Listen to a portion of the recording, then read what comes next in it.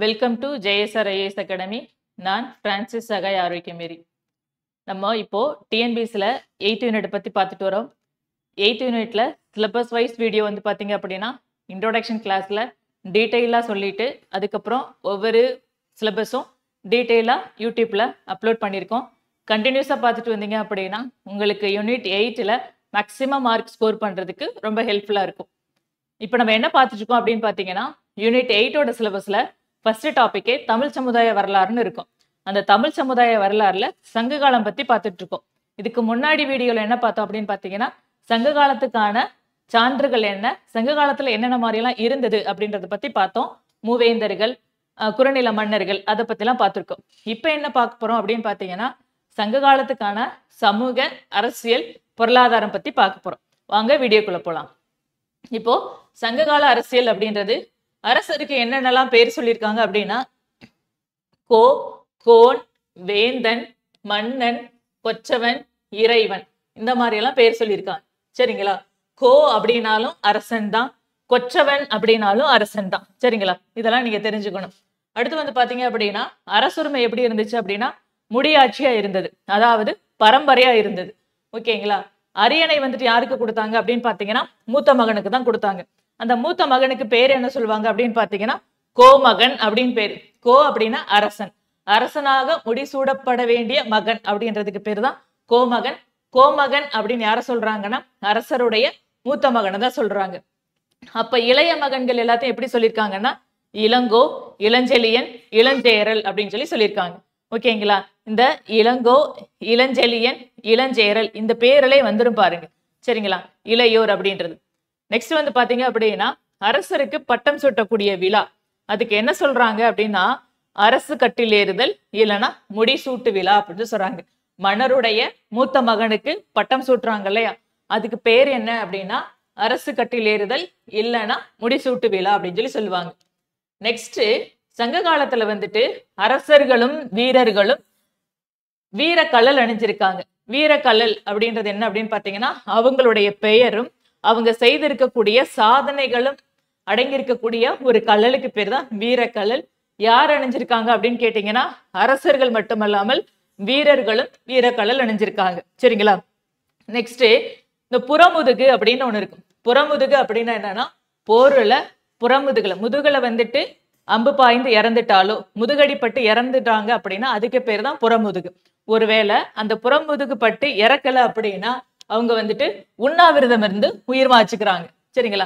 அந்த புறமுதுகிடுதல் அப்படின்றது மிகப்பெரிய அவமானமா கருதிருக்காங்க. சரிங்களா? நெக்ஸ்ட் வந்து பாத்தீங்க அப்படின்னா சபை எப்படி இருந்துச்சுன்னு பாக்குறோம். அரசருடைய சபைக்கு பேர் என்ன அப்படின்னு பாத்தீங்கன்னா அரசவை அப்படின்னு சொல்லுவாங்க. அரசரோட ஆசனத்துக்கு பேர் என்னன்னா அரியணை. அரசரை சுற்றி யாரெல்லாம் இருந்தாங்க அப்படின்னு பாத்தீங்கன்னா அதிகாரிகள் இருந்திருக்காங்க, சிறப்பு விருந்தினர்கள் இருந்திருக்காங்க, அவை புலவர்கள் இருந்திருக்காங்க. சரிங்களா? இது உங்களுக்கு கொஸ்டின்ல கேட்கறதுக்கு வாய்ப்பு இருக்கு. அரசர்களை சுத்தி யாரெல்லாம் இருந்தாங்கன்னு சொல்லிட்டு புலவர்கள் இருந்திருக்காங்க, சிறப்பு விருந்தினர்கள் இருந்திருக்காங்க, அதிகாரிகள் இருந்திருக்காங்க. சரிங்களா? அடுத்து வந்துட்டு அரசருக்கான கடமைகள் அப்படின்னு சொல்லிட்டு 5 முக்கியமான கடமைகள் இருந்திருக்கு. சரிங்களா? என்னென்ன கடமை அப்படின்னு பாத்தீங்கன்னா கல்வி கற்பிப்பதை ஊக்குவிப்பது,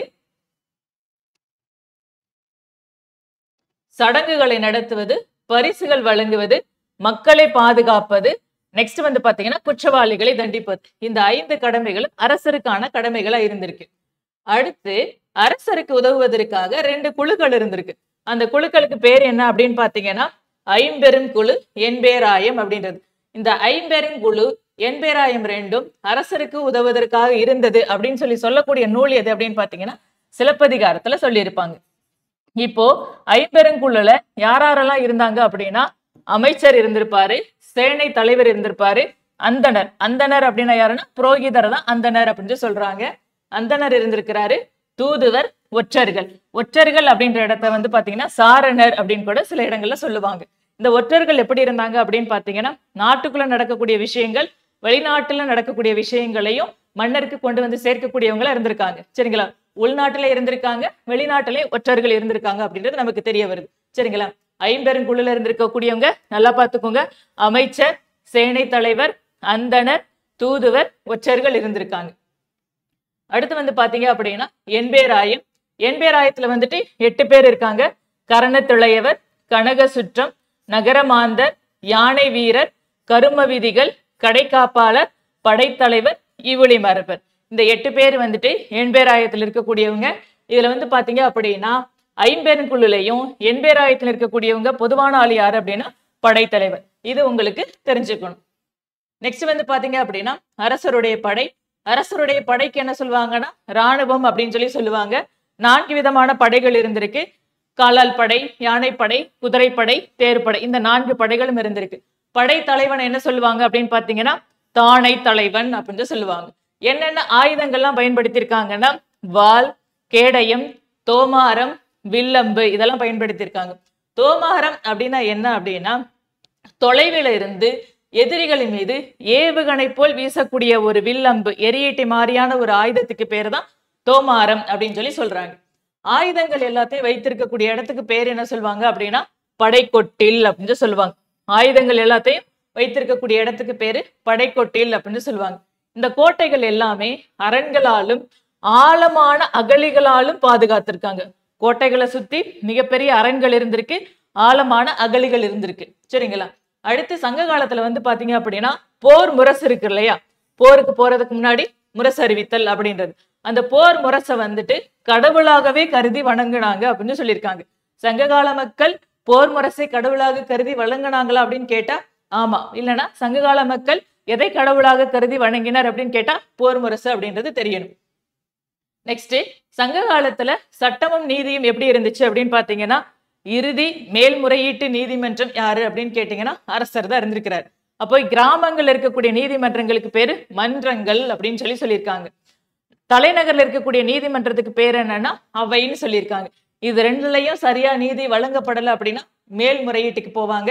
இந்த மேல்முறையீட்டு நீதிமன்றத்துக்கான தலைவர் யாரு அப்படின்னு பாத்தீங்கன்னா அரசர் தான். அரசர் தான் இறுதியான மேல்முறையீட்டு நீதிமன்றமா இருந்திருக்கிறார். இதுல உரிமையியல் வழக்குகள், குற்றவியல் வழக்குகள் அப்படின்னு சொல்லிட்டு 2 இருக்கு.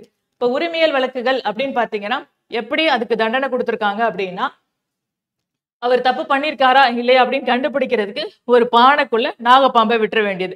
அதுல யாரு குற்றவாளி அப்படின்னு குற்றம் சாட்டுறாங்களோ அவருடைய கையை உள்ள விட்டாங்க அப்படின்னா அந்த நாகப்பாம்பு கடிச்சிருச்சு அப்படின்னா அவர் குற்றவாளி அப்படின்னு அர்த்தம். கடிக்கவில்லை அப்படின்னா அவர் நிரபராதி அப்படின்னு அர்த்தம். இந்த மாதிரியான முறை தான் சங்க காலத்துல உரிமையியல் வழக்குகள்ல வந்துட்டு பயன்படுத்தியிருக்காங்க.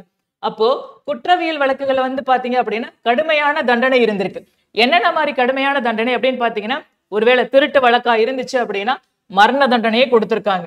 இல்ல அப்படின்னா தலையை வெட்டுதல், உறுப்புகளை துண்டித்தல், சித்திரவதை செய்தல், சிறையில் அடைத்தல், அபராதம் விதித்தல், இந்த மாதிரியான தண்டனைகள் எல்லாமே குற்றவியல் வழக்குகள்ல கொடுத்திருக்காங்க.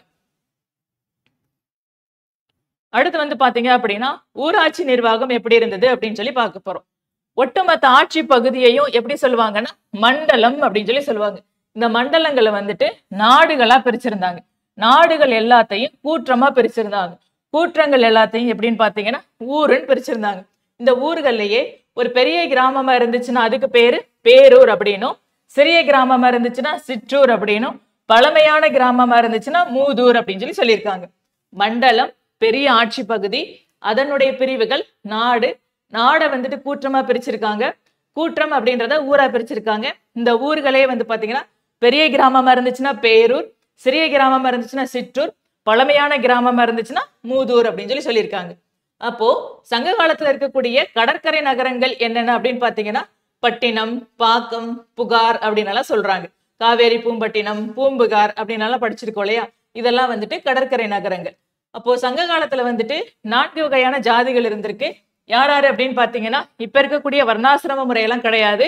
அரசர் இருந்திருக்காரு, அந்தனர் அதாவது புரோகிதர் இருந்திருக்காரு, வணிகர் இருந்திருக்காங்க, அடுத்து பயிர் தொழில் செய்யக்கூடிய வேளாளர்கள் இருந்திருக்காங்க. இந்த 4 வகையான ஜாதி முறைகள் தான் இருந்திருக்கு. ஓகேங்களா? அடுத்து வந்து பாத்தீங்க அப்படின்னா பழங்குடி இனத்தவர்கள். யாரெல்லாம் பழங்குடிகள் அப்படின்னு பாத்தீங்கன்னா பரதவர், பாணர், எயினர், கடம்பர், மறவர், புலையர், இவங்கெல்லாம் வந்துட்டு பழங்குடி இனத்தவர்கள் அப்படின்னு சொல்றாங்க. தொல் பழங்குடிகள். இந்த தொல் பழங்குடிகள் யாரு அப்படின்னு பாத்தீங்கன்னா மலைப்பகுதியில் இருக்கக்கூடிய மக்களுக்கு பேர் தான் தொல் பழங்குடிகள் அப்படின்னு சொல்லியிருக்காங்க. தோடர்கள், இருளர்கள், நாகர்கள், வேடர்கள். சரிங்களா? கொஸ்டின் வந்துட்டு பழங்குடியினத்தவர்னு கேட்கிறாங்களா, தொல் பழங்குடிகள் கேட்கிறாங்களான்னு பாத்துக்கோங்க. இதுல வேறுபட்டது எது அப்படின்னு கேட்கலாம். தொல் பழங்குடிகள்ல வேறுபட்டது அப்படின்னு கேட்டு இந்த 3 கொடுத்து இங்க இருந்து ஒருத்தர் கொண்டு சேர்த்தரலாம். சரிங்களா? இப்படியும் கொஸ்டின் கேட்கறதுக்கு வாய்ப்பு இருக்கு, தெளிவா பார்த்துக்கோங்க. ஆனா தொல் பழங்குடிகள் யாரு அப்படின்னு சொல்லிட்டு ஒரு தடவை கொஸ்டின் கேட்டிருக்காங்க டிஎன்பிஎஸ்சில. நெக்ஸ்ட் வந்து பாத்தீங்க அப்படின்னா சங்க காலத்துல அரசோட வருவாய் பத்தி பார்க்க போறோம். அரசோட முக்கியமான வருவாய் எது இருந்துச்சு அப்படின்னு பாத்தீங்கன்னா நிலவரி தான் இருந்துச்சு. அந்த நிலவரி என்ன சொன்னாங்க அப்படின்னு பாத்தீங்கன்னா இறை அப்படின்னு சொல்லி சொன்னாங்க. இந்த நிலவரி தவிர வேற என்னென்னலாம் வருவாய் இருந்துச்சு அப்படின்னா சுங்கவரி இருந்துச்சு, கப்பம் இருந்தது, அபராதமும் விதிச்சாங்க. சரிங்களா? இந்த சுங்கவரி வசூலிக்கணும் அப்படிங்கிறதுக்காண்டி புகார் நகரத்துல சுங்க அதிகாரிகள் இருந்தாங்க அப்படின்னு பட்டினப்பாலை அப்படின்ற நூல் சொல்லுது. சரிங்களா? சுங்கவரி விதிக்க வேண்டும், சுங்கவரி வசூலிக்க வேண்டும் அப்படிங்கிறதுக்காண்டி சுங்க அதிகாரிகள் புகார் நகரத்துல இருந்தனர் அப்படின்னு சொல்லிட்டு சொல்லக்கூடிய நூல் எது அப்படின்னு கேட்டா பட்டினப்பாலை. அடுத்து வந்து பாத்தீங்க அப்படின்னா போரின் மீது கைப்பற்றப்படக்கூடிய அந்த கொள்ளை பொருள்கள் எல்லாம் இருக்கு இல்லையா, அது எல்லாத்தையும் கொண்டு வந்து அரசு கருவூலத்துலதான் சேர்த்தாங்க. அதுவும் வந்துட்டு அரசனுடைய முக்கியமான வருவாய் இருந்திருக்கு. அரசோட முக்கியமான வருவாய் அப்படின்னு பாத்தீங்கன்னா நிலவரி இருந்திருக்கு, சுங்கவரி இருந்திருக்கு. சுங்கவரி வசூலிக்கணும் அப்படிங்கிறதுக்காண்டி சுங்க அதிகாரிகள் இருந்தனர் அப்படின்னு சொல்லிட்டு பட்டினப்பாலை சொல்லுது. கப்பம் கட்டியிருக்காங்க, அபராதம் கட்டியிருக்காங்க. போரின் மீது கைப்பற்றப்பட்ட கொள்ளை பொருட்களும் அரசு கருவூலத்துக்கு தான் வந்திருக்கு. சரிங்களா? அடுத்து வந்து பாத்தீங்க அப்படின்னா சங்க காலத்துல தொழில்கள் என்னென்னலாம் இருந்தது அப்படின்றத பத்தி பார்க்க போறோம். முக்கியமான தொழில் என்ன அப்படின்னு பாத்தீங்கன்னா வேளாண்மை தான் அவங்களுடைய முக்கியமான தொழில். இதுல சேர நாட்டுல வந்து பாத்தீங்க அப்படின்னா என்ன விளைஞ்சதுன்னா பலாவும் மிளகு விளைஞ்சிருக்கு. சோழ நாட்டிலையும் பாண்டிய நாட்டிலையும் வந்து பாத்தீங்க அப்படின்னா நெல்லு தான் அதிகமா விளைஞ்சிருக்கு. அப்போ தமிழகம் ஃபுல்லாவே சங்க காலத்துல என்னென்ன பயிர்கள்லாம் பயிரிட்டாங்க அப்படின்னா நெல்லு, கேழ்வரகு, கரும்பு, பருத்தி, மிளகு, இஞ்சி, மஞ்சள், இலவங்கம், இந்த மாதிரி பல்வேறு பல வகைகள் எல்லாத்தையுமே பயிரிட்டு இருக்காங்க அப்படின்றது தெரிய வருது. அடுத்து வந்து பாத்தீங்க அப்படின்னா கைவினை தொழில் செய்வோர் நிறைய பேர் இருந்திருக்காங்க. யார் யார் இருந்திருக்காங்க அப்படின்னு பாத்தீங்கன்னா உலோக பாண்டம் செய்யக்கூடியவங்க, தங்க அணிகலன்கள் செய்யக்கூடியவங்க, சங்கு வளையல் கண்ணாடி மணிகள் செய்யக்கூடியவங்க, இரும்பு வேலை மட்பாண்டம் செய்யக்கூடியவங்களா இருந்திருக்காங்க.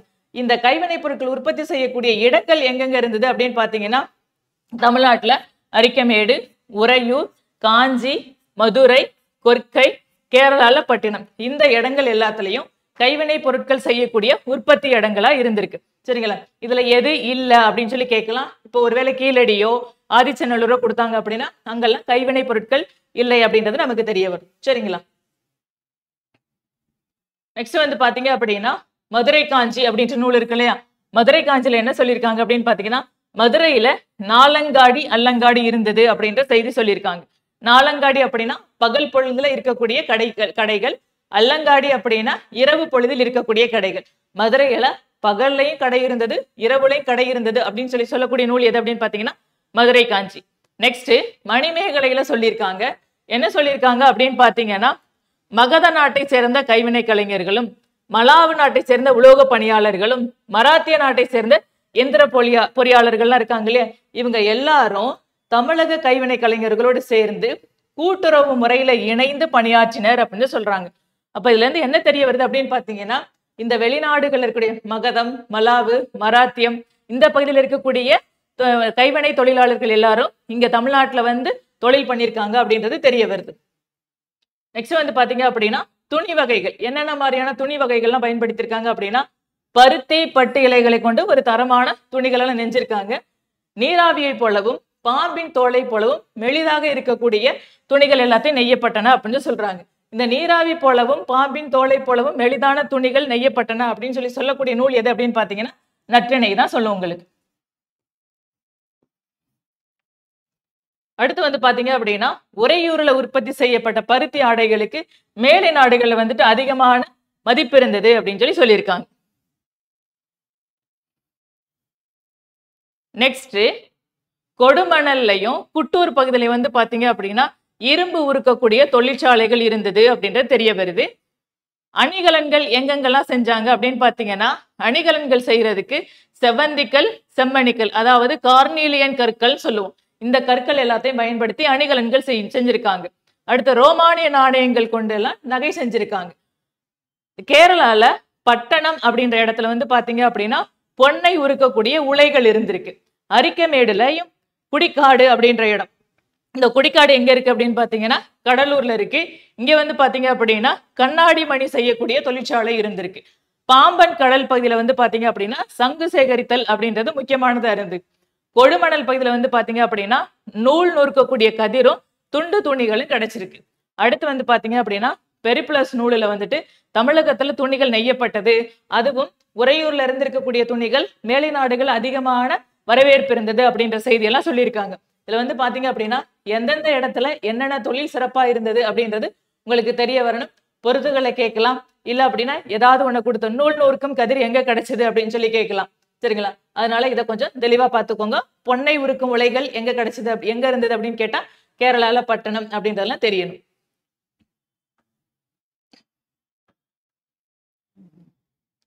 அடுத்து வந்து பாத்தீங்க அப்படின்னா வணிகம் பார்க்க போறோம். சங்க காலத்துல வணிகம் எப்படி இருந்தது அப்படின்றது. வணிகம் வந்து பாத்தீங்க அப்படின்னா 3 நிலையில இருந்திருக்கும்.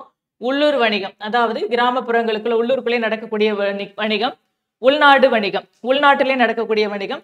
கடல் கடந்து செய்யக்கூடிய வணிகம். இந்த மாதிரி 3 வகையான வணிகம் இருந்திருக்கு. சரிங்களா? இதுல தமிழ் பிராமி கல்வெட்டுகள்லாம் இருக்கு இல்லையா? அந்த தமிழ் பிராமி கல்வெட்டுகள்ல வணிகர்கள் என்ன சொல்றாங்க அப்படின்னு பாத்தீங்கன்னா சாத்தன் நிகம அப்படின்னு சொல்றாங்க. சாத்தன் நிகம அப்படின்னா யாரு அப்படின்னு கேட்டீங்கன்னா வணிகர்கள் தான் சொல்றாங்க. இதுல சாத்து அப்படின்ற ஒரு சொல் இருக்கும். சாத்து அப்படின்னா என்னன்னா இடம் விட்டு இடம் சென்று வணிகம் செய்யக்கூடிய குழு இருக்கும் இல்லையா? இடம் விட்டு இடம் சென்று வணிகம் செய்யக்கூடிய குழுவுக்கு பேரு சாத்து அப்படின்னு சொல்லி சொல்றாங்க. அடுத்து வந்து பாத்தீங்க அப்படின்னா வணிகத்துல பரிமாற்றத்திற்கு என்னெல்லாம் பயன்படுத்தியிருக்காங்க அப்படின்னு பாத்தீங்கன்னா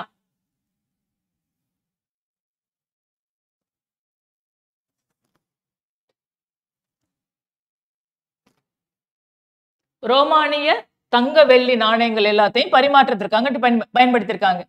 இந்த சங்க காலத்துல பரிமாற்றத்திற்கு பண்டமாற்று முறை இருந்தது அப்படின்னு சொல்லிட்டு ஒரு நூல் சொல்லும். எந்த நூல் சொல்லுது அப்படின்னு பாத்தீங்கன்னா குறுந்தொகை சொல்லும்.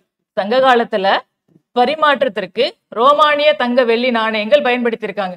இதுல பண்டமாற்று முறையும் இருந்தது அப்படின்னு சொல்லக்கூடிய நூல் எது அப்படின்னு கேட்டீங்கன்னா குறுந்தொகை.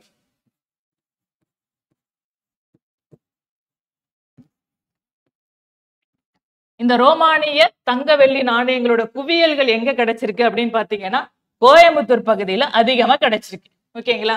அடுத்து அயல் நாட்டு வணிகம் குறித்து வேற இதுல குறிப்புகள் இருக்குன்னா பெரிப்ளஸ் அப்படின்ற நூலையும் சொல்லியிருக்காங்க. உப்பு வணிகர்களுக்கு பேர் என்ன சொல்றாங்க அப்படின்னு பாத்தீங்கன்னா உமணர்கள் அப்படின்னு சொல்றாங்க. இந்த உமணர்கள் யாரு அப்படின்னு பாத்தீங்கன்னா மாடு பூட்டிய வண்டியில அவங்களுக்கு தேவையான உப்பெல்லாம், விற்க வேண்டிய உப்பெல்லாம் எடுத்துக்கிட்டு குடும்பத்தோட போய் வணிகம் பண்ணியிருக்காங்க. சரிங்களா? உமணர்கள் உப்பு வணிகர்கள் அப்படின்னு சொல்லி சொல்லுவோம். குடும்பத்தோடு போய் வணிக நடவடிக்கையில ஈடுபட்டார்கள் அப்படின்னு சொல்றாங்க. சரிங்களா? இந்த இது ரொம்ப முக்கியம். குடும்பத்தோடு போனாங்களா இல்லையா அப்படின்றது. நெக்ஸ்ட் வந்து பாத்தீங்க அப்படின்னா கடல் கடந்த வணிக தொடர்பை பத்தி பார்க்க போறோம். தமிழ்நாட்டில் இருக்கக்கூடிய வணிகர்கள் எங்கெங்கெல்லாம் போயிருக்காங்க அப்படின்னு பாத்தீங்கன்னா கிரேக்கம், ரோம், எகிப்து, சீனா, தென்கிழக்கு ஆசியா, இலங்கை, இந்த மாதிரியான நாடுகளுக்கெல்லாம் போய் வணிகம் பண்ணியிருக்காங்க. பிளினி வந்துட்டு தன்னுடைய இயற்கை வரலாறு அப்படின்ற நூல்ல என்ன சொல்றாருன்னா முசிறிய வந்துட்டு இந்தியாவின் முதல் பேரங்காடி அப்படின்னு சொல்றாரு. முசிறியை இந்தியாவின் முதல் பேரங்காடி என்று சொன்னவர் யாரு அப்படின்னு கேட்டா பிளினி தன்னுடைய இயற்கை வரலாறு அப்படின்ற நூல்ல சொல்லியிருக்கிறார். அடுத்து வந்து பாத்தீங்க அப்படின்னா முசிறியில வந்துட்டு ரோமானிய குடியிருப்புகள் அதிகமா இருந்திருக்கு. அங்க வந்து பாத்தீங்க அப்படின்னா ரோமானியர்களோட கடவுளான அகஸ்டஸ் அப்படின்றவர், அவருக்கு ஒரு கோயில் இருந்திருக்கு அப்படின்னு சொல்லி கண்டுபிடிச்சிருக்காங்க. நெக்ஸ்ட் வந்து பாத்தீங்க அப்படின்னா கிமு 2ஆம் நூற்றாண்டை சேர்ந்த பாப்பிரஸ் இலை அப்படின்ற ஒரு இலை இருக்கு. அது வந்துட்டு இப்போதைக்கு வியன்னா அருங்காட்சியகத்துல வச்சிருக்காங்க.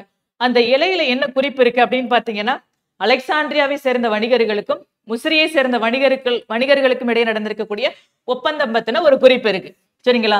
பாப்பிரஸ் இலை அலெக்சாண்ட்ரியா வணிகர்களுக்கும் முசிறி வணிகர்களுக்கும் இடையே நடந்திருக்கக்கூடிய ஒப்பந்தம் பத்தி சொல்லியிருக்காங்க. நெக்ஸ்ட் வந்து பாத்தீங்க அப்படின்னா ரோம பேரரசர் ஆரிலியன் என்ன சொல்றாரு அப்படின்னு பாத்தீங்கன்னா பட்டு என்பது அதற்கு நிகரான தங்கத்தின் எடைக்கு கொடுத்து பெற தகுதியானது அப்படின்னு சொல்றாரு. அதாவது இந்தியாவோட பட்டு அதுக்கு நிகரான எடைக்கு தகுந்த அளவுக்கு தங்கம் கொடுத்து வாங்குற அளவுக்கு அது தகுதியான பொருள் அப்படின்னு சொல்லிட்டு யார் சொல்லியிருக்கா அப்படின்னு பாத்தீங்கன்னா ரோம பேரரசர் ஆரிலியன் அப்படின்றவர் சொல்லியிருக்காரு. அடுத்து வந்து பாத்தீங்க அப்படின்னா எகிப்தோட அரசன் 2ஆம் ராம்செசின் அப்படின்றவர், அவருடைய உடலை பதப்படுத்தி அடக்கம் பண்ணியிருக்காங்க. அந்த உடலை வந்து திறந்த போது அவருடைய நாசியிலும் அவருடைய அடிவயிற்றில வந்து பாத்தீங்க அப்படின்னா கருமிளகு கதிர் வச்சு க்ளோஸ் பண்ணியிருக்காங்க. இந்த இதையும் வந்து பாத்தீங்க அப்படின்னா கண்டுபிடிச்சிருக்காங்க. கருமிளகு அப்படின்றது நம்ம இப்போ சேர நாட்டு பகுதியான கேரளால தான் விளையக்கூடியது. அது வந்துட்டு அங்க இருக்கக்கூடிய ஒரு மன்னரோட நாசிலையும் அடி வயிற்றுலையும் வச்சிருக்காங்க அப்படின்னா அப்பவே நம்ம ஏற்றுமதி பண்ணியிருக்கோம் அப்படின்றது நமக்கு தெரிய வருது. சரிங்களா? அடுத்து வந்துட்டு சங்ககால ஏற்றுமதி பொருட்கள் என்னென்ன அப்படின்னு பாத்தீங்கன்னா பருத்தி ஆடைகள், தந்த வேலைப்பாடு செய்த பொருட்கள், இலவங்கம், இஞ்சி, நறுமண பொருட்கள், குங்குமப்பூ, வைரம், விலை உயர்ந்த கற்கள் இதெல்லாம் ஏற்றுமதி பண்ணியிருக்கோம். இறக்குமதி என்னென்ன அப்படின்னு பாத்தீங்கன்னா தங்கம், குதிரை, திராட்சை மது, புஷ்மராகம், ஈயம், கண்ணாடி இதெல்லாம் வந்துட்டு இறக்குமதி பண்ணியிருக்கோம். இப்போ வந்து பாத்தீங்க அப்படின்னா சங்க காலத்துல இருக்கக்கூடிய சமூக நிலை, இந்த சமூக நிலை பத்தி பார்க்கும்போது பெண்களோட நிலை எப்படி இருந்தது அப்படின்னு சொல்லி பார்க்க போறோம். பெண்கள் வந்து பாத்தீங்க அப்படின்னா அவங்களுக்கு எந்த விதமான கட்டுப்பாடும் இல்லை. கற்பு அப்படின்றதான் அவங்களுடைய தலையாய விழுமியமா இருந்தது. காதல் திருமணம் அப்படின்றது ரொம்ப சாதாரண விஷயமா இருந்தது. காதல் திருமணம் சாதாரண விஷயமா இருந்துச்சு அப்படின்னா தன்னுடைய கணவனை தேர்ந்தெடுக்கக்கூடிய உரிமை அவங்களுக்கு இருந்ததுன்னு சொல்றாங்க. இருந்தாலும் கைம்பெண் நிலை அப்படின்றது ரொம்ப மோசமா இருந்தது அப்படின்னு சொல்லியிருக்காங்க. இந்த கைமை நோன்பை பத்தி சொல்லக்கூடிய சங்க நூல் எது அப்படின்னு பாத்தீங்கன்னா புறநானூறு. அடுத்து வந்து பாத்தீங்க அப்படின்னா மேல் மட்டத்துல சதி அப்படின்னு சொல்லக்கூடிய உடன்கட்டை ஏறும் வழக்கமும் இருந்ததுன்னு சொல்றாங்க. இந்த சதி என்னும் உடன்கட்டை ஏறும் வழக்கம் இருந்தது அப்படின்றதுக்கான சான்று எங்க இருக்குன்னா புறநானூறுல பூதபாண்டியனோட மனைவி கோப்பெரும்பெண்டு அப்படின்றவங்க அவர் இறந்த உடனே நானும் உடன்கட்டை ஏற போறேன் அப்படின்னு சொல்லி போயிருப்பாங்க. அப்போதைக்கு கூட இருந்தவங்கள அவங்கள ரொம்ப தடுத்திருப்பாங்க. அதனால அவங்க கோபப்பட்டு என் கணவர் இன்றே நான் எப்படி வாழ்வேன் அப்படின்ற மாதிரி பேசின மாதிரியான குறிப்புகள்லாம் புறநானூறுல இருக்கும். சரிங்களா? அடுத்து வந்து பாத்தீங்க அப்படின்னா அரசர்களும் உயர்குடியை சேர்ந்தவர்களும் வந்து பாத்தீங்கன்னா நாட்டிய மகளிரை ஆதரித்து போற்றிருக்காங்க அப்படின்ற குறிப்புகள் இருக்கு. அடுத்து வந்து பாத்தீங்கன்னா பெற்றோரோட சொத்துல மகனுக்கும் மகளுக்கும் சமமான பங்கை கொடுத்தனர் அப்படின்னு சொல்றாங்க. சரிங்களா? இத பத்தி சொல்லக்கூடியது, அதாவது பெற்றோரோட சொத்துல மகளுக்கும் பங்கு கொடுத்தனர் அப்படின்னு சொல்லக்கூடிய நூல் எது அப்படின்னு பாத்தீங்கன்னா குறுந்தொகை சொல்லும். தாய் வழி சொத்து மகளுக்கு உரியது அப்படின்னு சொல்லக்கூடிய நூல் எது அப்படின்னு பாத்தீங்கன்னா குறுந்தொகை சொல்லும். அடுத்து வந்து பாத்தீங்க அப்படின்னா சங்க காலத்துல 30க்கும் மேற்பட்ட பெண்பார் புலவர்கள் இருந்துள்ளனர் அப்படின்னு சொல்லி தெரிய வருது. நம்ம ஔவையாரை வந்துட்டு நிறைய இடத்துல படிச்சிருக்கோம். புறநானூறுல நாடாகு வென்றோ காடாகு வென்றோ அப்படின்ற பாட்டு எழுதியிருப்பாங்க. அடுத்து வந்து பாத்தீங்க அப்படின்னா காக்கைப்பாடினியார் யாரு அப்படின்னு பாத்தீங்கன்னா பதிற்றுப்பத்துல 6ஆம் பத்தான ஆடுகோட்பாட்டு சேரலாதன பாடுனவங்க இவங்க தான். அடுத்து வெண்ணி குயத்தியார், நக்கண்ணையார், பொன்முடியார் யாரு அப்படின்னு பாத்தீங்கன்னா ஈன்று புறந்தறுதல் தந்தைக்கு கடனே அப்படின்ற பாட்டு வரும் இல்லையா, அந்த பாட்டை எழுதினவங்க. அப்புறம் பாரி மகளிரான அங்கவை சங்கவை, வெள்ளி வீதியார், ஆதிமந்தியார்னா கரிகாலனோட பொண்ணு, காவற்பெண்டு, ஒக்கூர் மாசாத்தியார், இவங்க 2 பேரும் வந்து பாத்தீங்க அப்படின்னா பெண்களோட வீரத்தை பத்தி பேசியிருப்பாங்க. முடத்தாம கண்ணியார் யாரு அப்படின்னு பாத்தீங்கன்னா 10 பாட்டுல புறநராற்றுப்படை எழுதியிருப்பாங்க. 10 பாட்டுல புறநராற்றுப்படை கரிகாலன் பத்தினது. அடுத்து வந்து பாத்தீங்க அப்படின்னா பூதபாண்டியனோட மனைவி பெருங்கோப்பெண்டு அப்படின்றவங்களும் பெண்பார் புலவராக தான் இருந்திருக்காங்க. சரிங்களா? நெக்ஸ்ட் வந்து பாத்தீங்க அப்படின்னா சங்க காலத்துல சமயம் எப்படி இருந்தது அப்படின்னு சொல்லி பார்க்க போறோம். சங்க காலத்துல முதன்மையான கடவுள் யாரு அப்படின்னு பாத்தீங்கன்னா முருகன். அவருக்கு இன்னொரு பேர் என்ன அப்படின்னு பாத்தீங்கன்னா சேயோன் அப்படின்னு சொல்லுவாங்க, இல்லைன்னா செவ்வேல் அப்படின்னு கூட சொல்லுவாங்க. சரிங்களா? திருமுருகாற்றுப்படையில முருகனை என்ன சொல்லியிருக்கு அப்படின்னு பாத்தீங்கன்னா செவ்வேல் அப்படின்னு தான் சொல்லியிருக்கு. இவர் தான் வந்து பாத்தீங்க அப்படின்னா தமிழ் கடவுள் அப்படின்னு சொல்லுவாங்க. முருகன் தொடர்பான விழாக்கள் எல்லாமே சங்க இலக்கியத்துல சொல்லியிருக்கு. அறுபடை வீடுகள் முருகனுக்கே உரியது அப்படின்னு சொல்லக்கூடியது சங்க இலக்கியம் தான். இது எல்லாமே எங்க சொல்லியிருப்பாங்க அப்படின்னு பாத்தீங்கன்னா திருமுருகாற்றுப்படை வந்துட்டு நக்கீரர் எழுதுனது முருகரை பத்தி. இது வந்துட்டு காலத்தால் பிந்தியதா இருந்தாலும் 10 பாட்டுல ஒரு கடவுள் வாழ்த்து மாதிரி இருக்கக்கூடியது திருமுருகாற்றுப்படை அப்படின்றது. இப்போ முருகன் மட்டும் தான் இருந்தாரா அப்படின்னு கேட்டா இல்ல, பிற கடவுள்கள் இருந்திருக்காங்க. யாருன்னா விஷ்ணு அப்படின்னு சொல்லக்கூடிய மாயோன், இந்திரன் அப்படின்னு சொல்லக்கூடிய வேந்தன், வருணன், கொற்றவை. அப்ப இதுல இருந்து என்ன தெரியுது அப்படின்னு பாத்தீங்கன்னா 5 திணைக்குமான தெய்வங்கள் இருந்தாங்க அப்படின்றத தெரிஞ்சுக்கிறோம். முருகன் இந்த 5 திணைக்கான தெய்வங்கள் மட்டுமல்லாம வீரக்கல் வைத்து வழிபட்டிருக்காங்க.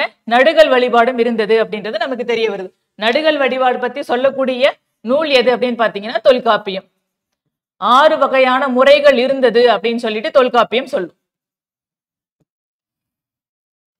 அடுத்து வந்து பாத்தீங்க அப்படின்னா சங்க காலத்துல சமணமும் பௌத்தமும் எப்படி இருந்தது அப்படின்னு பார்த்தா சமண மதத்தோடு ஒப்பிடும்போது பௌத்த மதத்துக்கான சான்றுகள் தமிழ்நாட்டுல சில இடங்கள்ல மட்டும்தான் கிடைச்சிருக்கு.